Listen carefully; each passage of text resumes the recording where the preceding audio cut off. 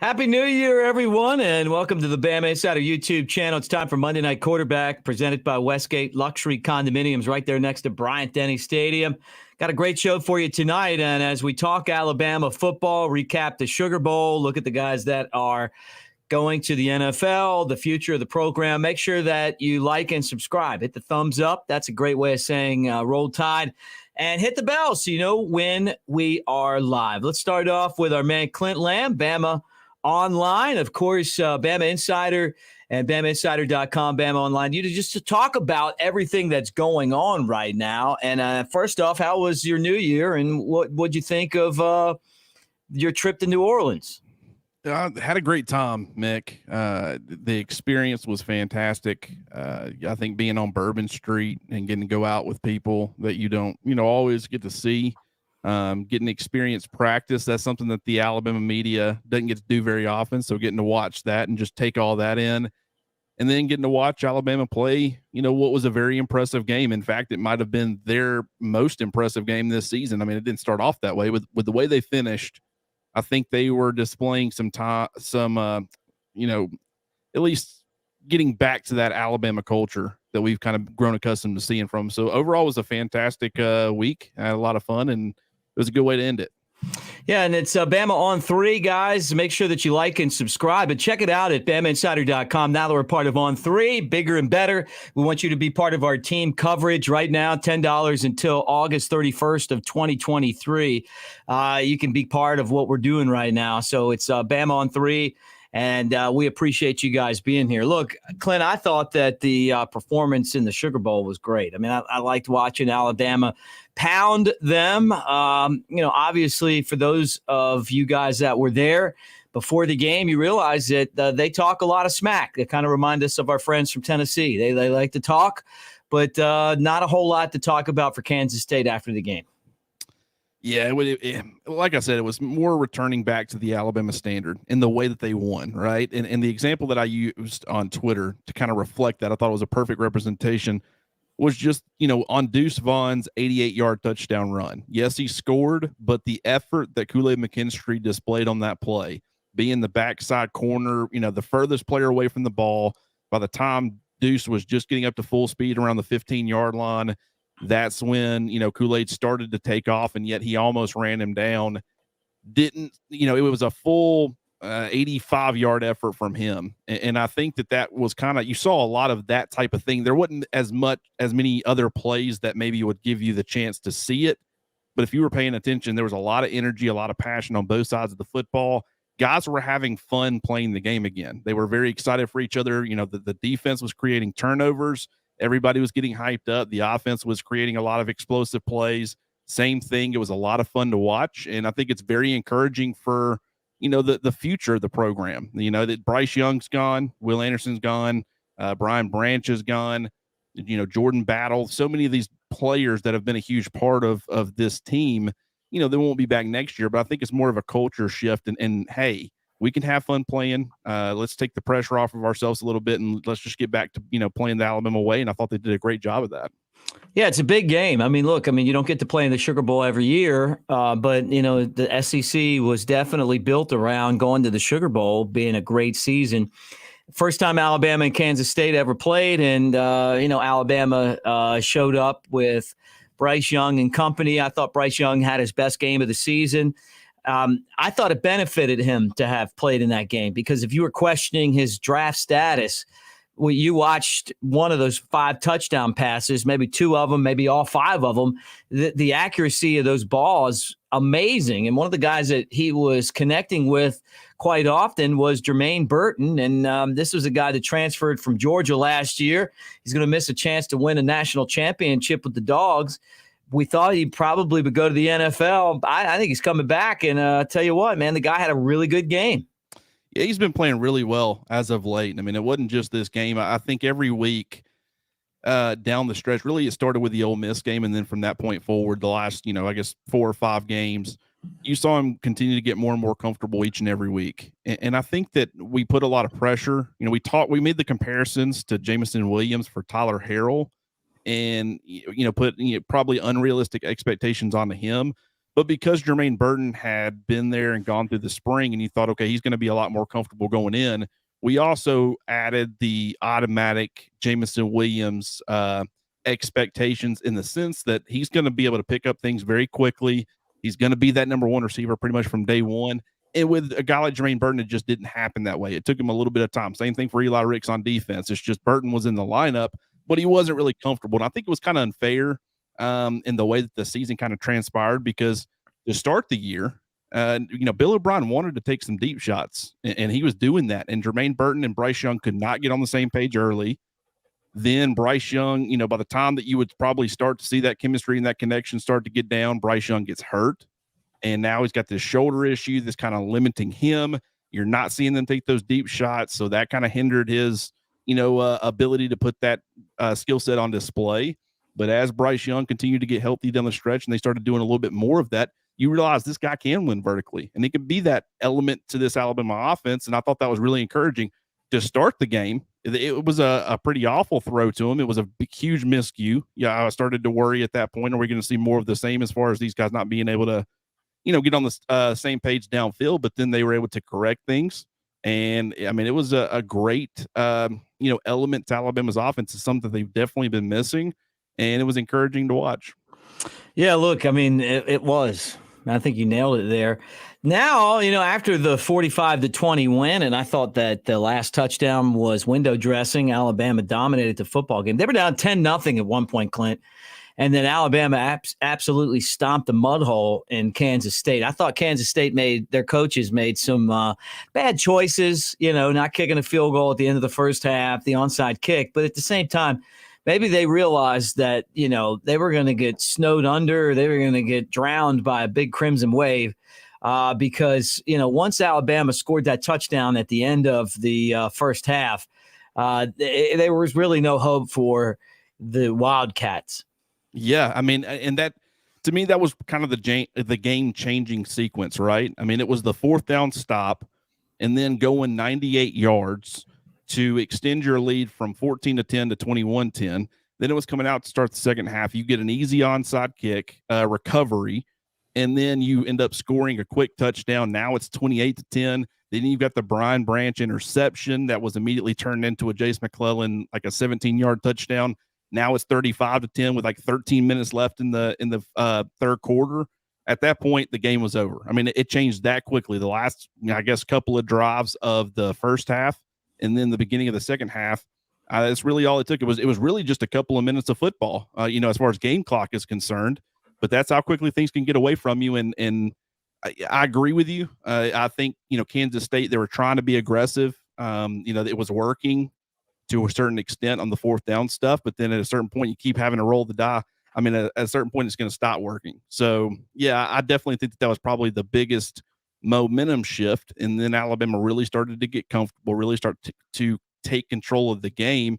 And with the size discrepancy between Alabama's offensive line and Kansas State's defensive line early on, they were very aggressive in how they attacked Alabama's front. And they did some new things, some different things. But as Alabama adjusted, Kansas State's defensive front slowly started to wear down, and Alabama pretty much started having their way with them. Look, all you guys hanging out with us here on the Bama Insider YouTube channel, really appreciate it. David, hey, man, great meeting you Friday at the Floor Bama. Roll Tide to you, and appreciate it, man. I love it when you guys come by and know that we're going to be somewhere and say hi to us. Good to see you, Brock. Jersey Dolphins, Roll Tide to you. All you guys hanging out with us. Devin, Roll Tide, man. Thank you, Cindy. And keep those comments coming. But, yeah, appreciate seeing you at the Floor Bama. We had Clint on the show, but he wasn't there to partake in one of the fan free drink tickets and VIP cards that we were given. But next time I see you, Clint, I'll make sure I'll slide you a VIP card, which means you never have to wait in line when you're there. You can just kind of – you see that line and you're like, hey, I'm going to go to the front, and boom. You like having a VIP card? Hey, you know what? One of my favorite things in the world is getting the fast pass at Six Flags. And I got the equivalent. Apparently, I got the equivalent coming as far as that's concerned. So yeah, I'm absolutely stoked about this. Awesome, man. Well, roll tide to all you guys. And again, make sure you like and subscribe the Bama Insider YouTube channel. On three, Bama on three. You can join right now. $10 gets you almost a year. And I was telling David this when I saw him at the Floor Bama, and a lot of other people as well, too. You want to be part of this right now. You want to hang out with Clint and Jimmy on the message board. You're going to want to know Bones recruiting tidbits. He would have told you about a lot of the stuff that happened on National Signing Day ahead of time. But those of you that are already a member, you know that. BamaInsider.com on three, $10 until August 31st, 2023. All right, so today was that day we were kind of dreading, and I guess just as a Alabama college football fan, Bryce Young, Will Anderson, Jahmyr Gibbs, all declare for the NFL draft. It's going to be a lot. I'm guessing it's going to be a lot more guys before it's all said and done, but those are the big three, and I'd say Young and Anderson really the big two, right? Yeah, those were the two that it was like. I mean, I think there was some hope that maybe Bryce Young would return, prove that he could stay healthy. I don't really think, outside of that shoulder injury, which was very fluky in the way that it happened, he's been able to hold up extremely well, despite the fact that he's taken a ton of shots. Now he'll get overanalyzed during this draft process, and it'll probably hurt him a little bit. But I mean, he's played SEC football and he's held up extremely well for the most part. So I don't think it should be that much of an issue. He does a very good job of protecting himself in a lot of situations. But he was one that you knew it was coming. Will Anderson, for me, Brian Branch, with the way that he's played this year, that was an automatic as well. When I saw that there were 3 chairs out there for the announcement, I mean, I thought it was Bryce Young, Will Anderson, and Brian Branch. And I was like, well, I wonder why Jahmyr Gibbs is, not making his decision yet, or maybe he's, choosing to come back. I thought that would have been a little strange with how loaded the backfield's going to be next year. So, ended up being Gibbs instead of Branch, of course. And then we found out later, Branch decided to make his announcement a different way. It could have been scheduling. I mean, it could have been a ton of different things, but those all 4 really made a lot of sense. I mean, you got Bryce Young and Will Anderson are both projected top 10, probably even top 5 picks. One of them might end up being the number 1 overall pick. A guy like, to me, Brian Branch, even though you've seen kind of similar styled players like an Xavier McKinney drop to the beginning of the second round, I think Brian Branch has kind of solidified himself as a first round pick. And then even though a lot of mock drafts don't have Jahmyr Gibbs going in the first round, some do, but a lot of them don't. That's more of positional, value in the way that that's dipped a little bit. He's considered one of the best running backs available in the draft. So I don't think he could have really helped out his draft status too much by coming back. And running backs are kind of on a pitch count as far as their carries in their career. So all 4 of those guys made sense. Really the big ones that we're waiting on, I mean, maybe Jace McClellan decides to make some sort of announcement that he's coming back. I would assume that he's going to be coming back. I would be shocked if he went to the NFL, but the big one's Eli Ricks. And if Alabama can get him back, I think it would be absolutely huge for that defense and the way that it could maybe, end up being every bit as good as it was this year, maybe even a little bit better, depending. Alabama with some other guys that are going to go as well, right? Who else is going to join them? You mentioned Branch, and I tweeted this of you earlier today. I think Branch has been the most consistent defensive player all year. I've said that on the show, and for those of you guys that watch, you know that. It's not a shot at Will Anderson or anybody else. I just feel like he never disappears, and I hate to see him go, but I wish him the best. Who else could go with him? I guess Eli Ricks. Yeah, I mean – And speaking of Branch, he's been incredible all year. And I replied to your tweet, and I completely agree. I've wanted to make the statement all day that he has been Alabama's best defensive player. I had a very hard time going that far because I do think a lot of Will Anderson's seeming regression has been due to the way that offenses really went into every Saturday saying, we're not going to let this guy beat us. And most players, when they're approached in that same way, they end up having 3-sack seasons, 4-sack seasons, and really they just get completely taken out of the game, completely. And with Will Anderson, I mean, he still racked up double-digit sacks, still had 17 tackles for loss, still had an excellent season. So I don't necessarily say that I would call Brian Branch the best player, but he has played the best, right? I mean, because of that consistency factor. And his ability to be effective in both man and zone coverage, the fact that he can stop the run, he's a sure tackler. You can send him on blitzes. There is nothing that this guy can't do for your defense. He's a Swiss Army knife. You probably are going to line him up in the nickel, but the fact that he can hold up in coverage like he can and be effective on that front, and he's going to add so much as far as, blitzing off the edge and run stopping ability. That's the type of player that you want in your defense. And that's why I think he's worked his way into being a first round draft pick. And I certainly think that when you rack up 12 tackles, 4 tackles for loss, a sack and an interception like he did in the Sugar Bowl, I think he solidified his first round status. So it was very beneficial for him to not sit out and for him to play. And I think that, I hope that other players look at that and say, hey, this is how we can increase our own value. Because I think a lot of Alabama's players that chose to participate came out of that game, looking a lot better than they did going in, even though they already were very well thought of. I think it helped all of these guys. No doubt about it. Well, Clint, awesome hanging out. Let's do it again next Monday. Anything that I didn't ask that you want to talk about? No, I think you got it pretty much covered. It was fun. I think there's a lot to talk about during this offseason with the quarterback battle. And, there's a lot. If Eli Ricks does choose to come back, the secondary, I think that really helps them having Kool-Aid and Eli Ricks. Now you've got the ability to move pieces like Tyrion Arnold around. You can move, Malachi Moore maybe back to safety. So I think right now the realistic pieces, it would be Justin Aboigbe up front defensively, depending on health. And it's Eli Ricks. If you can get those two guys back, I think it completely changes the outlook of not only Alabama's secondary, but their defense in general. So, certainly want to give him a shout out, and we'll just see what ends up happening on that front. But Mick, as always, man, I appreciate you having me on. This has been a lot of fun. Yeah, you too, man. Always love having you, bro. Fun talking football and hanging out as always. And we'll do it again real soon, man. Take care. Have a great week. Absolutely, brother. You too, man. Good talking to you. It's Clint Lamb, and make sure you guys check him out. BamaInsider.com, part of On 3. Monday Night Quarterback is presented by Westgate Luxury Condominiums. They are right next to Bryant-Denny Stadium, right there. The Walk of Champions. You got the Strip, you got campus, you got everything else, and then you got Westgate. The oversized balconies, units that go from 1 to 5 bedroom, 900 to 3,000 square feet. The Sub-Zero Wolf kitchens, which are amazing. The great parking. We do all the post-game shows on the roof. The Westgate roof is amazing. It's called the Skygate Club. It's like the Zone on the roof. It just has a better view. Check it out for yourself, westgateal.com. Whether you're in the market for maybe a real estate investment, or maybe you just want a spot to, come to town and do it the right way, westgateal.com. You can rent those units or you can buy them. All right, let's talk recruiting with our man, the guy that's got to be real happy about his Cowboys right now, Joseph Hastings. What's up, man? Nothing much, Mick. I'm actually out here in Orlando, coming to you from my car because, interestingly enough, the hotel that I'm staying at does not have a desk area or anything like that that'd be suitable for this. So, figured I'd make it out here. But yes, good time for my Cowboys, good time for Alabama recruiting, and just good time for Alabama in general.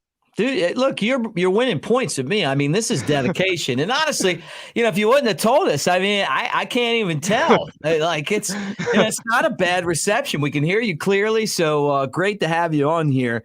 And thank you for rolling out this way when you don't have the facilities at the hotel. Well, let's get right to it then.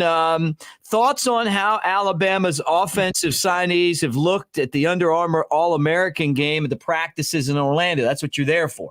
Yes, so it's been really fun actually because we had hotel check-in on Thursday, so it was more so like media interviews, things like that, players getting into town, and then practice started on Friday. Did 3 full practices from Friday to Sunday where, we had one-on-ones, teamwork, 7-on-7, 11-on-11. So a lot of great stuff happened during that time. Today was just a little bit more of a walkthrough, not too much to gauge from, Alabama signees and just players there in general. But in terms of offensive signees, Jalen Hale has looked it's sensational. He's the top 10 wide receiver out of Longview, Texas. I've been really impressed with what he's been able to do against some of the top cornerbacks and defensive backs in general in the country. He's very smooth. Has very long strides. Can take the top off of defense. He can high point the football. Has great body control when going up for passes. He's just somebody that I talked with his father last month, and Nick Saban and Holman Wiggins were kind of emphasizing to him that he could potentially have an impact next season at Alabama. And you can kind of see why. He does all the right things, as a wide receiver, very dedicated. One thing that I really liked about him, and, I didn't see this personally, but I talked with someone who was there. He said that Jalen had messed up on a route with the quarterback. They weren't on the same page in the rep. The coaches called for a break, for them to go to the sideline, get some water. He said, no, I want to run it back. I want to get this right. did the rep again when he didn't need to. He was super concentrated, on Friday when I saw him. I paid more so attention to the defensive side on Thursday, but, he was really concentrated and locked in. And when a lot of receivers on his team were dropping passes, he was catching all of them.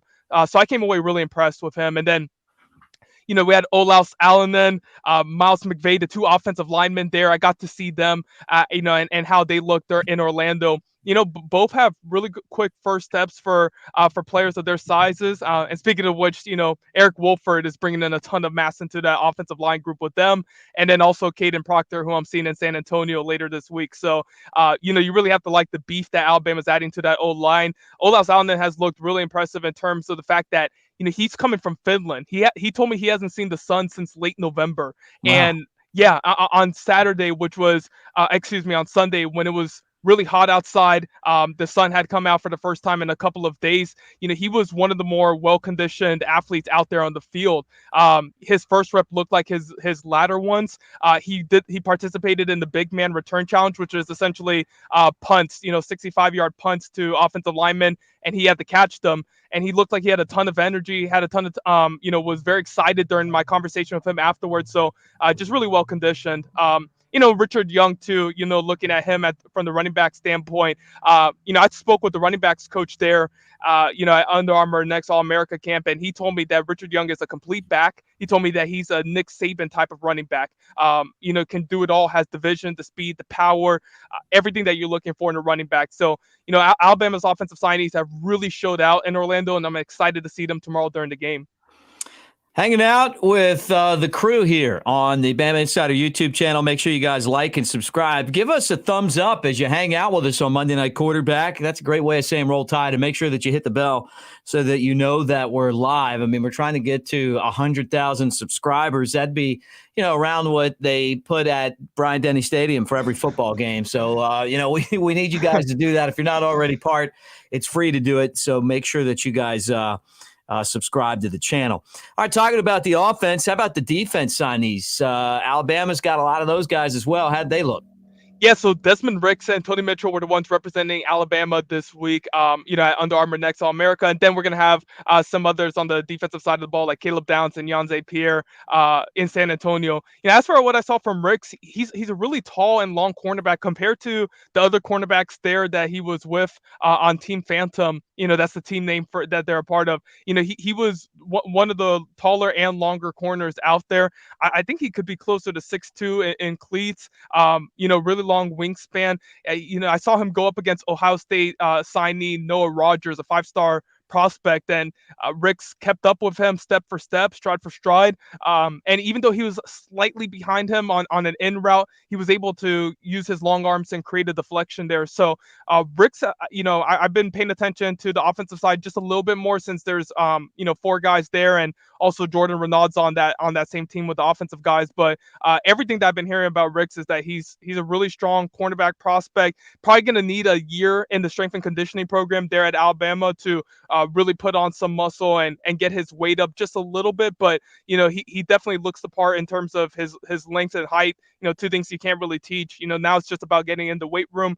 And Tony Mitchell, he's somebody that it's really tough to kind of gauge what we've seen from him, just because he's dealing with, he told me that he's dealing with a high right ankle sprain, something they had suffered during the season, had some tape on it when I spoke with him on Saturday. So how much that's really affecting him, I don't know. He also had a canceled flight. There's been a ton of canceled flights with Southwest, so he didn't get in until Friday. So, how much that has impacted him too, we still don't really know with him, but look at him right there. He's one of the more physically put together prospects here at UA Next. That definitely looks the part. I'm interested to see where he actually ends up at the next level. He told me that he plans on starting out at cornerback, maybe transitioning to star.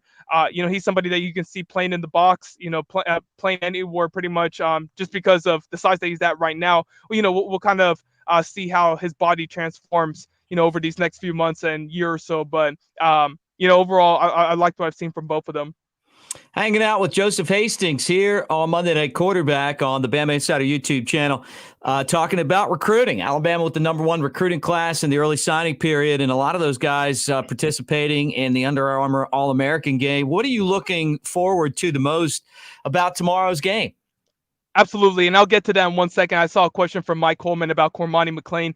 I've spoken with all of the Alabama signees pretty much about Cormani and their pursuit of him. And Miles McVay said Saban gets what he wants. Olaus Allen then said, I want him to think about rings over Lambos. Dylan Lonergan said, you're not going to win any rings at Miami. So it definitely seems like Alabama signees, recognize the task at hand and want to take advantage of this opportunity since McClain is participating in the UA next game too. Really haven't been able to see from him too much on the field. I know he's dealing with a shoulder injury, has been kind of limited in his reps, didn't show up today. Don't know if he's going to be participating in the game tomorrow. It's going to be really interesting to see what happens with him. He didn't sign last week during the early signing period. Alabama, it would be something if Alabama was able to add him to this class when you think about all the recruits they were able to get on the fold last month. But, they're not giving up on him. Colorado has received a prediction to flip him from Miami. This is going to be, I think it's going to be a really interesting recruitment where it can go. I wouldn't be surprised if he signs with Miami. Wouldn't be surprised if he flips to Colorado, joins Deion Sanders and, Travis Hunter and them in Boulder. And honestly, I wouldn't be surprised if he goes to Alabama. But right now, I don't really have a definitive read on him. But, going back over to your question, Mick, just talking about the game tomorrow, really looking forward to seeing, Alabama signees in person. I saw, in terms of full contact and things like that. Saw Richard Young working with the one, so I think he's going to get the nod to start tomorrow. Miles McVay and Olaus Allen, those will be your two right tackles. So I think Miles is going to start the game and Olaus is going to be second based off what I saw today, but we'll see there. Desmond Ricks was working with the ones too. So, Alabama signings are, they're in that one deep. You really like to see that. Jalen Hale as well. So, can't wait to see how they look against, some of the top prospects in the country and in a game setting. Those games are always fun. Really a great time. I'm looking forward to it a lot. Yeah, look, comment section, man. Keep them coming in. You never know when we're going to reach over there and answer your question, but that's why we love you guys and appreciate you being part of our show. And again, make sure you like and subscribe and give us a thumbs up. Hit the bell as you hang out with us. Monday Night QB here on BamaInsider.com and the YouTube channel. All right, preview of the All-American Bowl in San Antonio. And these games are coming hot and heavy right now. Yeah, as soon as the Under Armour game is done tomorrow, it's going to wrap up tomorrow night. I'm going to be on the flight to San Antonio on Wednesday morning, hopefully making it in time for, part of the Wednesday practice there. But, we're going to have Caleb Downs, out in San Antonio. We're going to have Justice Haynes, Caden Proctor, Keon Keeley, Yonze Pierre, Eli Holstein, just a bunch of talent there for Alabama being represented well in the Lone Star State and, several 5-stars. Can't wait to see Caleb Downs. I can't rave enough about this young man. I've seen him in person multiple times from his junior to senior season. He's always stellar in every single environment I see him in, always wants to compete. I can't wait to see him. Also, Keon Keeley, I got to see him in Tampa Berkeley Prep back in September, but wasn't the greatest competition. So I want to see what he looks like against some of the top offensive linemen in the country. Hopefully, he gets some reps in against elite tackles and in one-on-one settings. So very excited about that. Yonze Pierre is somebody that I think is a little bit underrated. He committed to Alabama a little bit early in the process back in April, but has received rave reviews based off his senior season play and even his junior year. So, he's somebody that I could see potentially getting to 5-star status with a good showing in San Antonio. Once again, very much looking forward to this trip. Got to finish this Orlando one first, but there's a ton of talent there in San Antonio. Even and the funny thing about this Orlando trip, Mick, is a few of the guys aren't even here due to injury. Quay Rousseau, James Smith dealing with nagging injuries, and Dylan Lonergan has a turf toe injury. So Jaleel Hurley isn't here as well. Hunter Osborne neither. So there's just so much talent in Alabama's 2023 class, and I think Bama fans should be really excited about it. Hey, great stuff. Mike Coleman, thank you for the super chat and appreciate all you guys for hanging out. Joseph, great job as always. We'll do it again next Monday night. Make sure you guys swing over to Bama to BamaInsider.com. Now that we're part of On3, be part of the site. Joseph over there with Andrew Bone, those guys double team the recruiting. You got a flurry of experts that are part of On3 and a lot more coming. So make sure that you join us now because you're going to want to be part of our team coverage. Happy New Year, my friend, and we'll do it again next week. Happy New Year to you, Mick. Looking forward to talking about San Antonio next week. And just before I leave here, Brent, the game is tomorrow. The Under Armour game is tomorrow, Tuesday, 4 p.m. Central Time on ESPN. So be sure to tune in for that if you all have time. You're going to see a lot of future Bama players in that game, guys, Yes, that make an impact. Hey, thank you, Joseph. Awesome stuff as always, my friend. Absolutely. Take care, Mick. You too. Do it again next Monday with Joseph Hastings. Guys, as we hang out here on the Bama Insider YouTube channel, give us a thumbs up. That's a great way of saying roll tide. We appreciate you being part of it. And don't forget to go over to our site, BamaInsider.com, because the next guest is a regular on the message board. You can needle them. You can ask them questions. You can debate. Our next guest is Jimmy Stein. He's always here. He's the dean of our Alabama coverage. Roll Tide, my friend. What'd you think of the Sugar Bowl? Well, it was fun to finally see our favorite team put it together for nearly 60. I was about to say 60 minutes. Let's call it more like 50 minutes. Maybe it took about 10 minutes for them to get going. But I thought it was the most complete game Alabama played all season long, Mick. In terms of offense, defense, special teams, everyone contributing. Bryce was just magnificent, frankly. The young receivers were great, ran the ball well. Gibbs was good. McClellan was good. Defense was really good. Beat a good team. You know, Kansas State beat 3 top 10 AP top 10 teams throughout the season, Mick.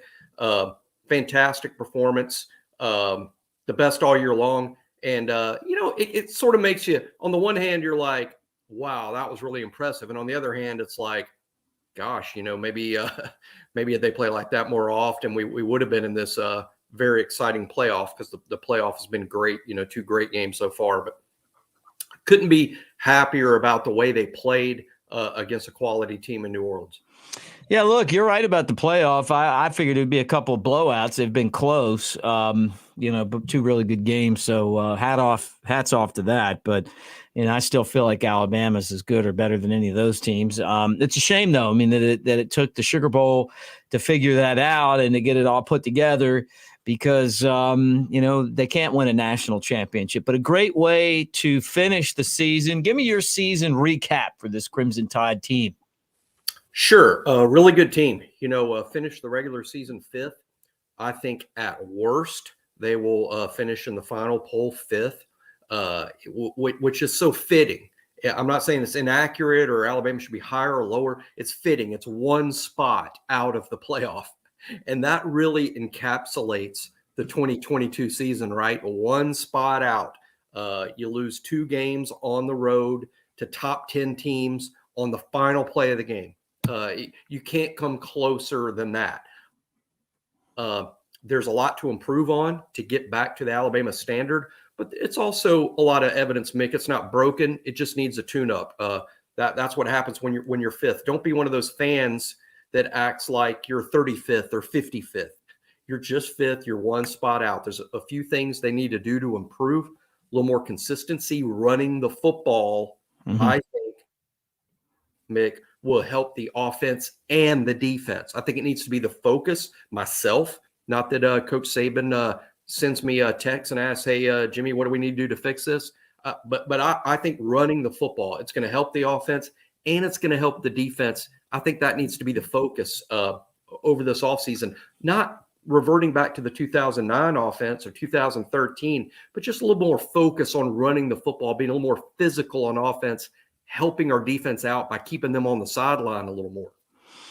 Yeah, look, I can't disagree. And I think that's why they're retooling the offensive line, maybe getting a little bit bigger, looking to be, a little bit more heavy up front and be able to push some holes open.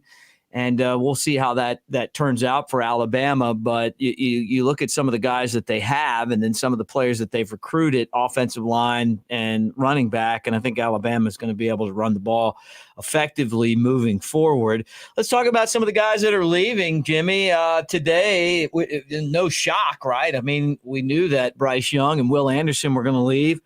Jahmyr Gibbs is leaving. We knew he was going to be a one-year guy. Brian Branch is leaving. I think he's been one of the best players on the team all year. Yeah, no surprises today at all. It's just college football. This is the new normal. Maybe this didn't happen. Mick, you and I have been around for a while. Yeah. This didn't happen back when we were in school at Alabama, with the flood of juniors that come out. But now it's the new normal. What I'm pleased about, though, is the 4 guys out so far that were literally juniors. All 4 guys, Mick, are 3-and-done guys. They weren't even seniors that had COVID eligibility. I mean, these were true juniors. Will, Bryce, Jahmyr, and Brian Branch were all literally true juniors, 3-and-done dudes. Great players. I think Jahmyr's a little different than the others. And by that, I mean, Jahmyr should come out. I'm not criticizing the decision at all. I think that was more position specific. As we know, running backs have very short shelf lives in the NFL. They don't get to play pro football too long before they're suddenly too old. Right. It's almost like gymnasts, right? I mean, there's not a lot of 30-year-old gymnasts in the Olympics. Running backs, generally, there's all these studies, Mick, that show by 29 years old, except for some exceptions, by the time they're 29, they're done. So running backs need to go ahead and get in the league while they have legs and while they're healthy enough to do it. So even though Jahmyr may not be a first-round pick, he will be a day 2 pick at worst. And it's time for him to get in the league and get paid while he still has legs. Yeah.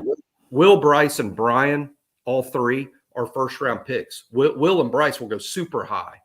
Brian Branch is likely to go, I think, mid-first round, late first round, but he's a first-round pick. Steal of the draft, too. You watch. Oh, I love Brian.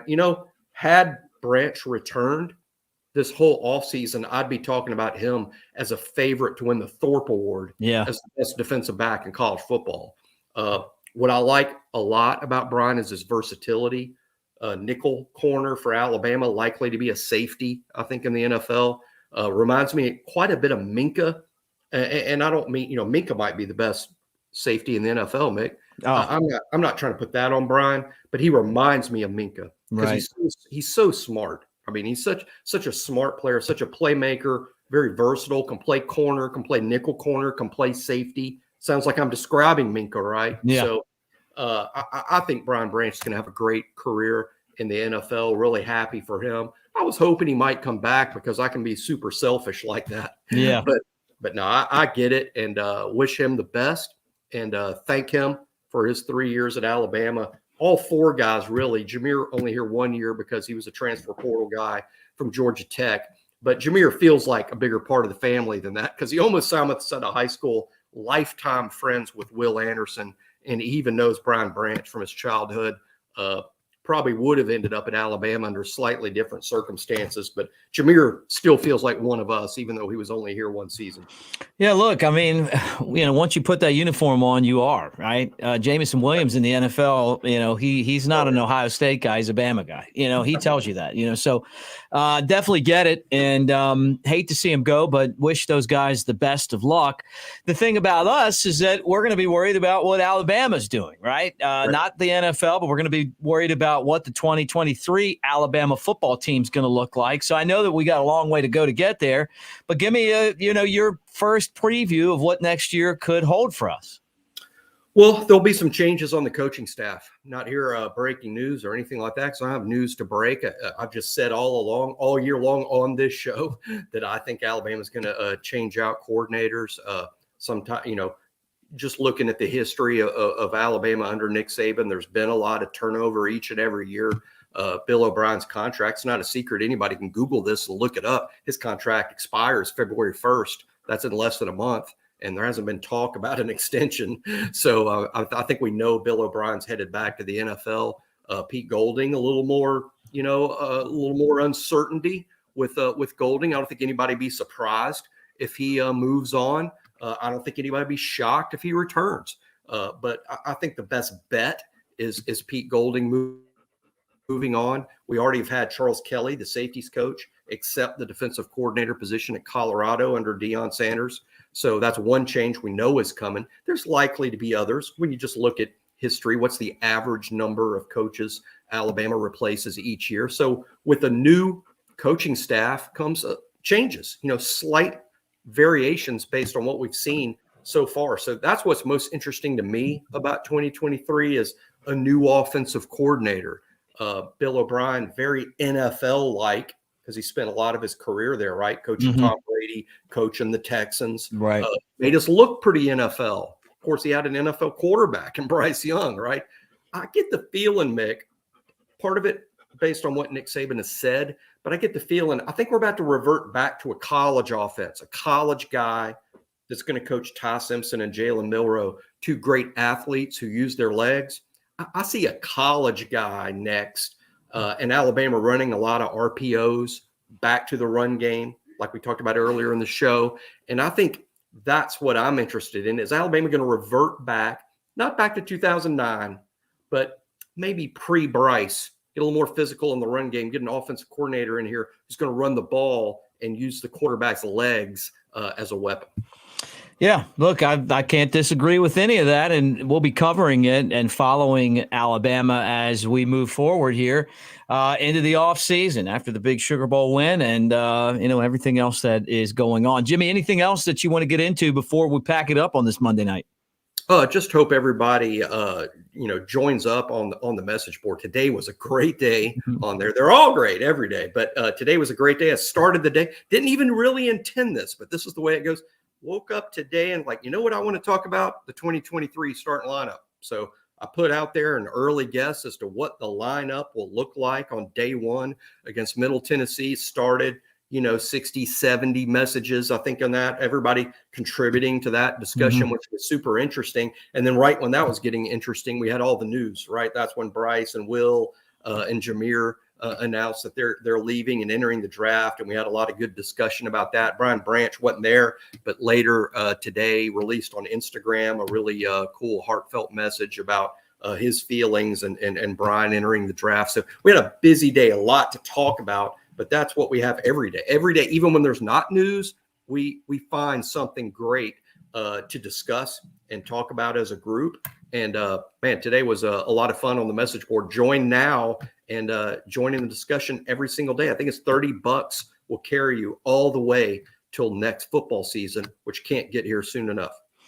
Yeah, well, thank you, Jimmy. Appreciate it. And you know what? We'll do it next Monday night, get together again and see where we are then, right? I mean, it's crazy, right? I mean, it's like, you finish up the game, and then all of a sudden, here we are looking the next season in Middle Tennessee and Texas, and who's going to be quarterback, who's going to be running back, and what the offensive line's going to look like. And they got to replace a bunch of guys on defense.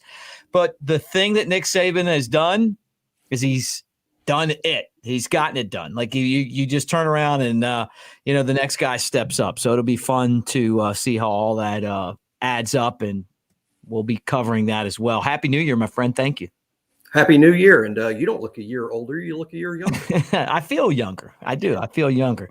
I'll be honest with you. I'm closing in on my first ever fantasy football championship. So I've never won one before. So I'm pretty excited. And I just need I don't even want to say I need anything. Nothing. Actually, I've got a huge lead. I just unless it's is your opponent Joe Burrow? He's got Josh Allen and T. Higgins, and they're going to have to score 70 points to beat me. So I mean, so it says on here right now 99% to 1, but he's still got to watch the game and get there, right? So I've never even been in the championship of any of these, and I've been playing fantasy football since I graduated from Alabama. So I mean, I've been doing this for a long time. So I know that there's some other you guys that are doing the same thing too.